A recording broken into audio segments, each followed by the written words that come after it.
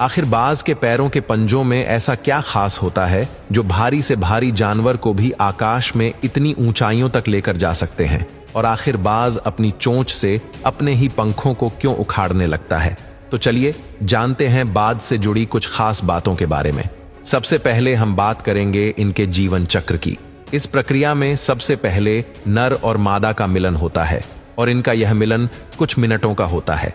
जैसे ही इनके मिलन की प्रक्रिया पूरी हो जाती है, उसके कुछ दिनों बाद ही मादा अंडे देने की अवस्था में आ जाती है, जिसके बाद ये अंडे देना शुरू करती है और जैसे ही ये अंडे दे देती है, उसके बाद ये लगभग 40 दिनों तक उसे सहने का काम करती है। 40 दिनों के बाद बच्चे अंडों से बाहर आ जाते हैं और इस दौरान मादा बाज के साथ नर बाज भी साथ रहता है और नर बाज मादा और बच्चों की सुरक्षा और खाने का पूरा इंतजाम करता है। लगातार खाना जुटाने की मेहनत करने के इस मुश्किल सफर में नर बाज का वजन मादा की तुलना में 30% कम हो जाता है। वैसे बाज की अधिकतर प्रजातियों में मादा बाज नर की तुलना में 25% अधिक बड़ी होती है।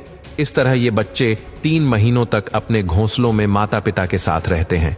इस समय के दौरान धीरे धीरे इनके शरीर के अंग विकसित होने लगते हैं और जैसे ही 4 महीनों का समय पूरा हो जाता है तो नर बाज अपने बच्चे को आकाश में बेहद ऊंचाई पर ले जाता है और यह बच्चे के लिए एक कड़ा इम्तिहान होता है, क्योंकि नर बाज अपने बच्चे को आकाश में बेहद ऊंचाई पर ले जाकर नीचे छोड़ देता है और नीचे गिरने के भय से ये बच्चे उड़ना सीख जाते हैं और इस तरह ये लगभग 2 से 3 सालों में पूरी तरह। अब तो चील बहुत छोटे होते हैं। पहले के ज़माने में इसे चील नहीं गिद्ध बोलते थे और इतने बड़े होते थे कि वे छोटे से छोटे और बड़े से बड़े जानवर को उठा ले जाते थे अपने पंजों में। उनके पंजे में इतने दम होते थे कि एक इंसान को भी उठा ले जाते थे। ऐसी वीडियो देखने के हमारे चैनल सब्सक्राइब करिए, लाइक करिए और शेयर करिए और कमेंट बताइए कि वीडियो कैसी लगी। Thank you.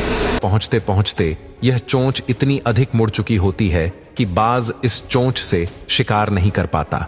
साथ ही बीती उम्र के साथ बाज के पंख इतने भारी हो जाते हैं कि उसे उड़ने में भी बेहद मुश्किल आने लगती है। उम्र के इस अनोखे पड़ाव पर शिकार न कर पाने के कारण बाज के मरने के हालात बन जाते हैं, किंतु आसमान के इस राजा ने हार मानना नहीं सीखा। बाज अपनी चोंच को पत्थरों पर पटकने लगता है। इस प्रक्रिया में उसे भयंकर पीड़ा होती है, किंतु वह हर पीड़ा को सहते हुए अपनी चोंच के अगले हिस्से को तोड़ डालता है।